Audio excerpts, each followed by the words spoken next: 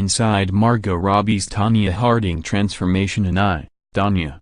The challenge of I, Tonya wasn't just in transforming Australian beauty Margot Robbie into 5'1" figure skater Tonya Harding, or even in portraying her from ages 4 to 44, with many, many bad hairstyles in between.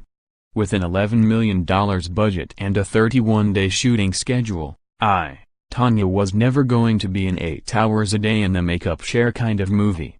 Some days Robbie would shoot 8 or 9 scenes, swapping out wigs and wardrobe in 20 minutes between setups. Makeup department head Deborah LaMia Denaver, a previous Oscar nominee for her work on Ghosts of Mississippi, was, for the most part, unable to equip her star with expensive prosthetics or age makeup. So, she got creative. Margot's eyes smile, they're built that way, Denaver said of the 27-year-old star, who also produced the film. I took the corners of her eyes and used lash adhesive and just pulled them down to give them a little bit of a droop like Tonya had. Same thing with her mouth. I not only made her lips narrower but I dragged down the corners of her mouth. The majority of Robbie's makeup transformation is in subtle details like that, with freckles or braces or Tonya's signature black eyeliner complementing the actress's committed, fierce performance. The wigs, created by hairstylist Deborah, who won an Oscar for another small-budget film, Dallas Buyers Club, completed the effect. Robbie is not a dead ringer for Harding, it's not a look-alike film, that's not what it's about, as Denaver put it. We wanted to make it feel like we were telling that true story. I really think we got the essence of Tonya. Denaver's only splurge was on the prosthetics that Robbie primarily wears in the present-day interview scenes woven throughout the film, in which a 44-year-old, chain-smoking Tonya narrates her wild life story. Robbie wears prosthetics on her chin, cheeks, nose, under her eyes, and around her neck. It took time, according to director Craig Gillespie, to figure out how to make room for the performance underneath all of that. We did several molds to see how many wrinkles, how much thickness, to have, he said of those interview scenes. We actually redid the prosthetics and went with something with less density to it, and thought that was a better compromise. A little bit goes a long way. Partial prosthetics were incorporated in other scenes, such as a sequence in which Tonya, fresh off a 4th-place finish at the 1992 Olympics, spends a little too much time drinking away her sorrows and gains weight. But prosthetics were really put to work in the 12-hour shoot for an interview scene.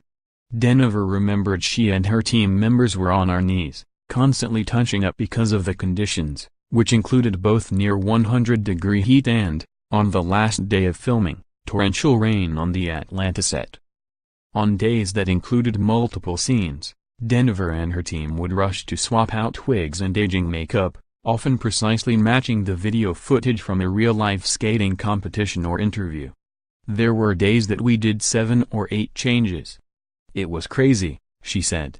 Especially when we're doing all the competitive stuff on the ice, all those looks we tried to copy, the colors of the lipstick, the colors of the eyeshadow, right down to the nails.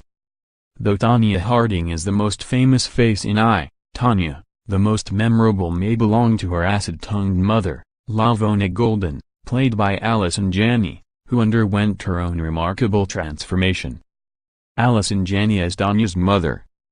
We needed to make her look younger because we needed a place to go, Denaver said of the earliest scenes in the film, which depict LaVona 40 years younger than she is by the end.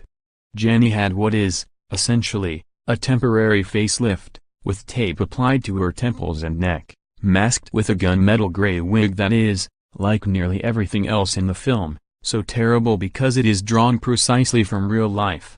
As LaVona aged and, in Denaver's words, got more miserable. We kind of went with that and made her look more stern. Janney's eyebrows became more severe, and the color was drained from her face. I really wanted to convey that stress and pain in her face as she got older, Denaver said. For the present-day interview scenes, Janney is accompanied by an oxygen tank, an Ipapi parakeet, and an even harsher bowl-cut wig. But no prosthetics, there was no room left in the budget for it. We did all stretch and stipple because we didn't have any more money for prosthetics, Denaver said, referring to the common process of stretching the skin and holding it while applying liquid latex, powder, and paint, in multiple layers to Jenny's entire face, hands, and neck, to create wrinkles. I'm so pleased with that makeup. We accomplished it with so little. Use of this site constitutes acceptance of our user agreement and privacy policy.